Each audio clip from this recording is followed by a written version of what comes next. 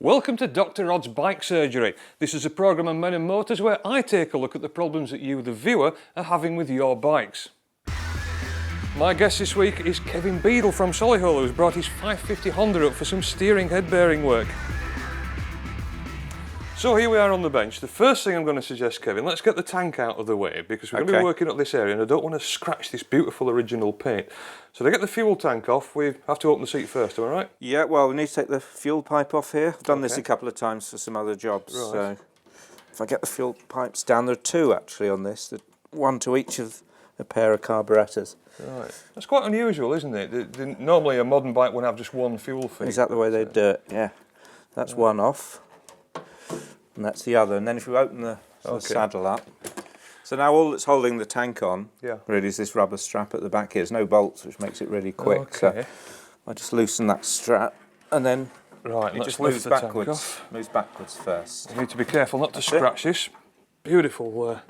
Incredible paint jobs that they used to use on these, isn't it? They did. You can't really reproduce it very well though. Right, just put that safely out of the way for now. And then if we pop the saddle closed again. Right, we can now see the front end of the bike. So what we're going to have a look at is the head bearings which are inside here and there. Yeah. Now that in itself is a fairly simple job, but getting at them is a bit more complex because what we're going to have to do is strip the whole front end of the bike. Right, so let's have a look at taking the front wheel off. It's probably going to be easier to take the mudguard off first on this bike. So what we need to do is remove these bolts at the bottom, and you've got one there which is already out. Yeah. That's great, right? We'll take these off at the other side. If you want to use that ratchet handle, I'll get a spanner on these. There are several ways of going about a job like this, of course. One way is to strip everything down slowly and painstakingly, which can be a lot of fun on a Sunday morning. But if you're doing this in a workshop and charging someone by the hour, then we need to look at a bit faster method of doing it. So next step, let's take the caliper off, then it'll give us a little bit more room to drop the wheel out. The calipers hold on with 3 bolts at the back and 2 of them hold the mudguard in place, so we've already removed them. So if you can get in there with a spanner, there's a single bolt at the back there. Yeah, got it. Which will release the caliper mounting. And while you're doing that, I'll just take this adjuster screw off the front and that should release the whole thing. So this is the adjusting piece that's coming out now, isn't it? That's right, yeah. It's a very unusual caliper design, in fact. It was unique to Hondas. And they used variants of it on all the bikes from 750 all the way down to 250. Right. And the caliper should just lift off. Right, and we can actually see that there now. Yeah, that's the caliper assembly. First ever mass-produced motorbike front brake caliper. And it's an incredible design really. It's got one hydraulic piston in this side of the caliper body there. But in order to squeeze both pads together, the whole thing pivots on that arm there. So when you put the brakes on, the whole thing does this. And it's quite clever. It does mean that this pivot is rather a weak point. This one feels in pretty good condition. Yeah. But I've come across quite a lot of those where that's actually, yeah, it's pivoting at the top, but that pivot bolt is quite tight in there. Right. Now this may look like quite a major job, but actually all we're doing is steadily disassembling parts which are all bolted together. And as long as we work in a logical sequence, there shouldn't be too many problems. By removing the wheel, we've now got access to the fork legs, and it's going to be fairly straightforward to remove them. They're the key parts of the front suspension. It's also become quite obvious as well, as we've taken all the weight off the front end, the problem is quite pronounced and it's much easier to tell what it is that we're going to have to replace. Right, so next thing, let's drop the fork legs out. If you start with that one, there's a pinch bolt at the back there, can you see that? Yeah, I can see that. If you just slacken that one off, that should take a... doesn't need to come right out, just doesn't need to come right out. It's got a little bit of yellow paint on it, I think that's where they... Has it really? When they made them, didn't they put that on to say it was done uptight? And it certainly was. Indeed they did, yeah. It's going to be... Now if that yellow paint is intact, it's rather a shame to spoil it, because you're absolutely right, they used to do that at the factory. And if you see a bike like this still with yellow paint on the bolt heads, then it really is a mark of originality. I think this is going to need something a bit stronger here, Rod. Okay, let's get a bigger ratchet handle on it. That's a number 14 socket, isn't it? Yes, it is. Right. And there we go, that's a 14. And we should have a nice big strong ratchet handle over here. Oh, that looks more like it. Right, have a go with that one. I just hold that steady. And this certainly hasn't been... Oh dear. That's original for 30 years, hasn't it? Yeah, that certainly has so. Right, just off a few turns, that's enough. Fine, yeah. Now if we're lucky, the fork leg will just slide out of the bottom. I've got my fingers crossed. Right. Does that help? Yes, indeed it does. Fingers, legs and arms. Just pop the gate off the fork leg there, and then we can get hold of it. Oh, that's a bit tight on there. Ooh. Now then, do you see the rainwater come out of that? Yeah, it is. It's just rainwater, not oil. oil. It was lurking in there, and there's a little bit of rust in there too, but nothing major. So that may be one of the reasons I didn't put these on all of them, because it traps the water. Absolutely. There are two schools of thought about gaiters. Yeah. One school of thought says it's a really good idea because you protect the stanchions, but of course you're absolutely right. Yeah. The opposite camp says you get water and they get dirt in there and it holds it in. So, tell me about your interest in classic bikes, Kevin. This is quite a specialised kind of an interest, isn't it? Yeah, I suppose they weren't classic when I got the first ones, to be honest with you.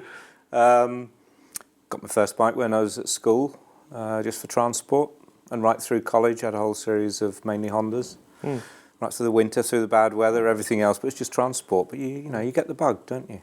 But you've always been a Honda man, I almost always. Although my first bike was a Suzuki, a little Suzuki 80, but mainly Hondas, yeah. And then, like a lot of people, you get a car and you have a family and you move on. I guess there was a gap of about 20 years. Really? But then had a big birthday and a few people brought photographs along, because back in '75, went on a sort of European tour with a friend on two identical Honda 504s.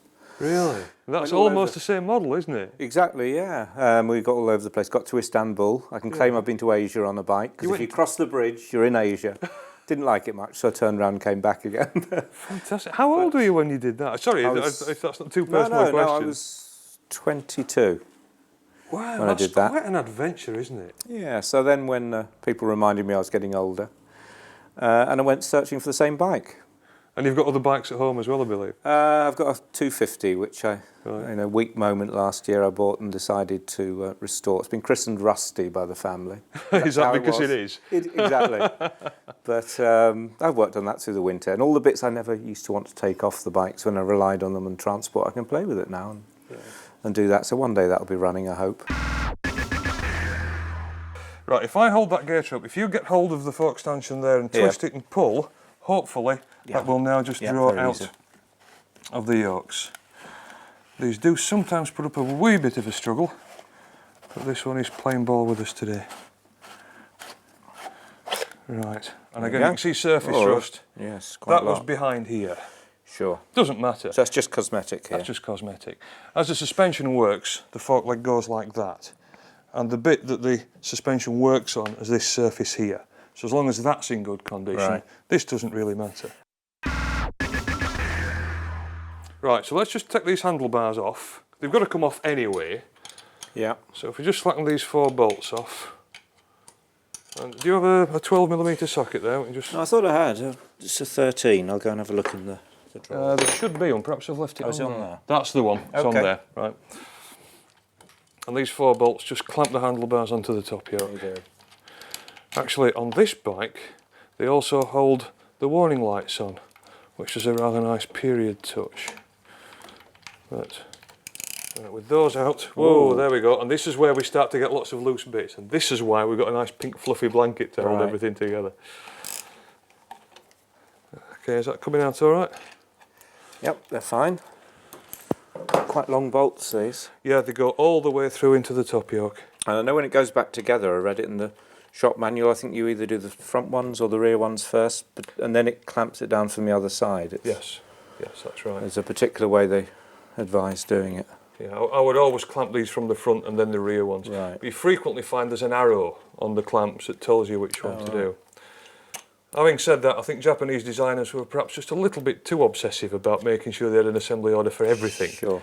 Certainly, it always used to amuse me that the Kickstarter, for instance, has got Kickstarter written on it. Just in case you used it for some other purpose. Yeah. In case you thought it was a coat hanger.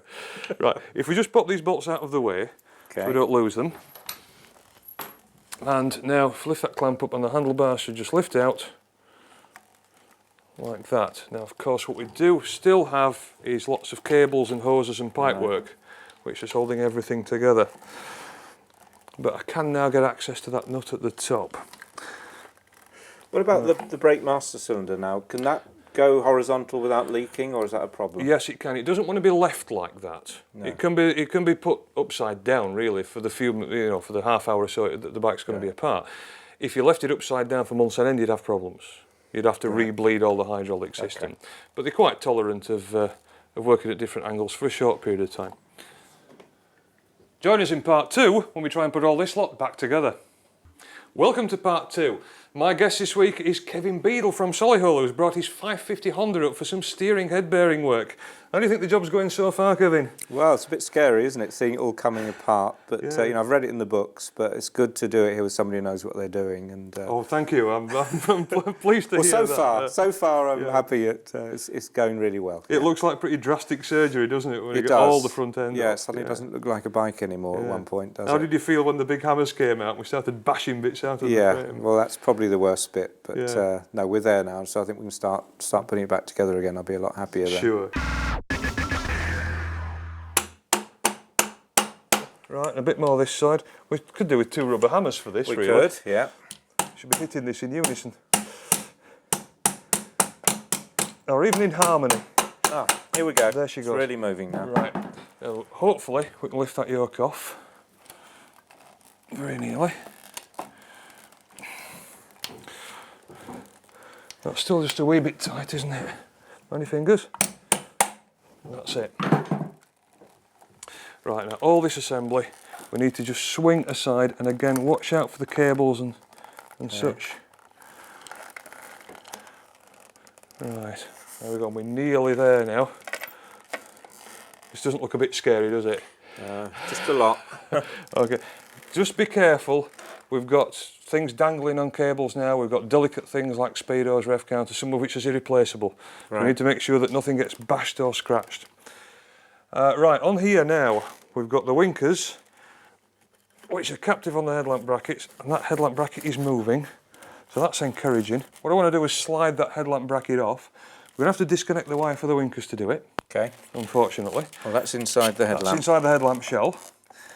So we need to trace which are the wires for the winkers, and we need to reconnect them up later on as well. Now they're all black. I guess they're not colour coded because they're visible. Is that probably partly, the way for neatness? Because yeah. If it's like another bike I worked on, they'll have a little colour code right on the end of the cable, maybe.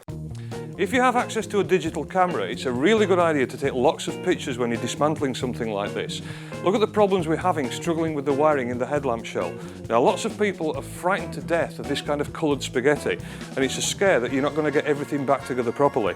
Take some pictures of it, keep the pictures, and then it's going to be really easy to use those as a guide later on. Right, with the wiring sorted now, we've got the winkers disconnected. So if you hold that lot there, now I can get at the top of the fork leg. Okay, and I've got a full-time job here. Indeed you have, you may be stuck there for the rest of the day. Rubber hammer, and now, the advantage with the rubber hammer is I can hit this quite hard without damaging anything. Yeah. And you can see that now starting to come down through the yokes. That's taking quite a lot of persuasion. And what I don't want to do is damage this headlamp bracket here. So I'll take that down as far as I can, and then I'm hoping I can slide it out of the bottom yoke without any further problems. Let's see what's happening at this end now. And it's going to be tight all the way, is that one. So again, I'm going to try the screwdriver trick in this little slot on the yoke, just to take the load off it. No, and it still doesn't want to play a ball, so I'm afraid I'm going to have to tap that a bit further. Ah, there she is, yes. Oh, there we go, my worst fears are allayed. I thought that was going to be a real struggle, but it's coming. And I bet the workshop manual wouldn't say anything about that, would it? Well, to be fair, I mean, the people who write the workshop manuals wouldn't be taking 30-year-old bikes to bits. You can hear the rust in that. It's going to be interesting to see what it's like. Oh dear, there she is, look at that. And that's been the problem. Now again, that's the bearing surface of the front suspension, and that's fine. Okay. But up here, that rust has extended all the way down into the bottom yoke there, so that fork leg was rusted into the bottom yoke. When that goes back together, we'll have some grease on it. Yeah. So it's nothing too dramatic, but oh dear. Would you take a bit of emery to it, or is that too I don't think you need powerful? To bother. No. What you will find on these as well, you know, you were talking about the polished bits that they could see. Yeah. On these early Honda fork stanchions, this is a hard industrial chrome finish that goes to there. and they frequently didn't plate the upper half of the stanchion because it's behind the chrome cover. Yeah. So if you do emery that off, it's just going to be rusty again in a few months' time. But after 30 years, if that's all the rust there is, that could have been a lot worse. Yeah, it could. All we need to do is grease that when it goes back in, and it'll be fine for another 30 years. And again, how does the seal look on that one? A little bit messier than the other side? There's some corrosion in the top there, but again, I think that's just a function of having moisture in there. It works fine, and there's no sign of an oil leak. Okay. So there's no need to be stripping that down. Good. Now, does all this lot swing out of the way? And we've got some cables and wiring. Now what I'm going to do is lift this lot off around the yoke. We need to remember where it was, because it needs to go back in the same way. That's the main wiring harness. It is. It's out of the way. That cable there, like that. So all of those cables need to be hooked up over the top yoke, over the bottom yoke rather, when it goes back together. Okay. And that should now, look at the water running out of that. Is that coming out of the headlamp shell? Don't think so. Picked up some rainwater somewhere. Anyway, not to worry. No, it's coming out of this buzzer. Out of you, right. So perhaps it doesn't work then. We're nearly there now. There's the bottom yoke at last. And now, I don't know if you can see that, but yeah, that's how rough it is in the bearings. That's really horrible, isn't it? Certainly is. In fact, now it's in this state, you wonder how the bike ever steered at all. Incredible, really, isn't it? Yeah. And yet that isn't a bad one. No, I've seen much worse than that. This is where we'll be adjusting the new bearings when we put it all back together again. If I take that off there, that's the adjuster ring out of the way. It was a bit rusted on that thread there, and just pop that there for the moment. When I drop this out of the way, lots of 1/4-inch steel balls will fall out and roll all over the floor. But the good news is we don't need to put them back in again. So if we do lose some, it's not the end of the world. Okay. Right, there's the yoke coming out, and you can see some of those 1/4-inch steel balls at the bottom. There we go, and that's the bottom steering head bearing. Okay. That's the old one. There we go, those are all the balls falling out. We don't need those again, because we're going to be putting nice new fresh ones in. And at the top, there we go, that's the top steering head bearing. Okay. Which one's more likely to be causing the problem? Is it the bottom one that's taking the weight? Yes, that's exactly the case. And if we clean that one up, there's some old grease on that, but we'll give it a clean and we should be able to see, hopefully, where the wear's taking place. Okay. But you would always replace these as a set. You always do the top and bottom together, but you're absolutely right, it's the bottom one that takes all the load, because all the weight of the bike is on that bottom bearing. And I guess suspension forces as well, the shock loading will come up that way. Braking loads as well, yes. Yeah. And when you see these chaps tearing around on racetracks and pulling wheelies and then coming down quite hard, that's what takes all the load. Right. Yeah. Now we've got the bottom yoke removed from the steering head, we can see how the bearings were assembled at the factory. These old ball bearings were quite a good thing in the day, but we're going to be replacing them with ultra-modern taper roller steering head bearings, which will solve all of these problems and make the bike handle better than it ever used to do. Right, next step, let's get the old bearings out of the steering head. We've got one in here and one in there. Now this is where it starts to get a little bit scary, because these are an interference fit in the frame, which means we've got to bash them out with a hammer. Okay. You're going to have a go at this, Kevin? I'll give it a go. Good man. You just want me to break my own bike, don't you? Well, hopefully that won't happen. Okay. There's a drift, and this is a specially handmade drift for the job. Okay. And that goes in there, and it hits against the edge of the bearing. Got the idea. So what I'm going to suggest is if we put that in there and tap it, and then there. So it needs to go around and tap each side. So you tap on each side, and as you tap it down, the bottom bearing should come out like that. Okay. You'll be underneath to catch it. I'll be underneath to catch it, of course. Let's give it a go. I'm going to suggest use this hammer. It's quite a big, heavy hammer for this, but it's got a copper face on it, which will absorb a little bit of the shock. That's it, and again at the other side. Because it's a big, heavy hammer, it's quite easy to swing it with some... Feels to me like it's moving, is it? I very strongly suspect that it's coming, yeah. That's it. And by work, there it comes. Okay. And there's your old bearing. That wasn't quite as bad as I thought. But this part of the bearing now needs to go into the frame, and this is going to replace a bit that you've bashed out at the bottom. And that's got a right and a wrong way up, hasn't it? Because it's a taper. Because it's a taper, it's angled like that. Yeah. So it needs to go that way up. Is it obvious which way? If you have a look at the outer, you'll see there's a number on there which identifies a bearing size. Yeah. And that land is wider. Okay, got it, yeah. Okay. Right, what we'll do now is just offer that up into place. I've put some fresh grease on that bottom bearing and hopefully, there we go, that sits into hold on to that. If you just support that, if you will, Kevin, and the new top bearing, of course, now drops down onto that stem and sits in the bit that we've put in the frame. And look at that, that's beautiful.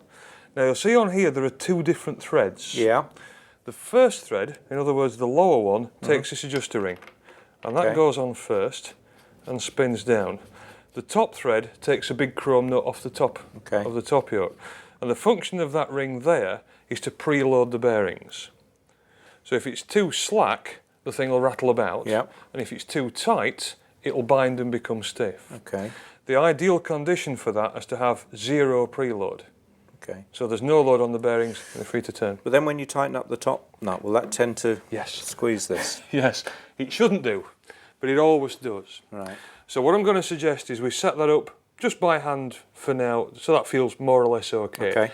The final job when we've assembled everything else is then to make a final check of the adjustment of the bearings. From here now then, what I'd suggest is we hold all this gubbins up here and let's hook the cables back over the yokes as they were, back over the bottom yoke as they were. Yeah, can you remember how that was? Well, if you lift it up, hopefully it should be fairly obvious. And of course this is where it would be really useful to have any pictures if you were doing this for the first time. There we go, that looks about right to me. Those cables are on the top there, and there's your brake pipe. Right now, if you can lift the top yoke up, and it should drop onto the steering stem there, like that. And very rapidly, whoops, it starts to look like a motorbike again. This test ride is essential to make sure that the bike is handling as it should. The steering head bearings will make quite a difference to the way the bike feels, and it's entirely possible that Kevin will have to relearn how to ride the bike. It also gives everything a chance to bed in, so we'll be checking it all over when it does come back to the workshop. And that's another problem solved on Dr. Rod's bike surgery, and Kevin's bike is now back on the road. So come back and join us again soon.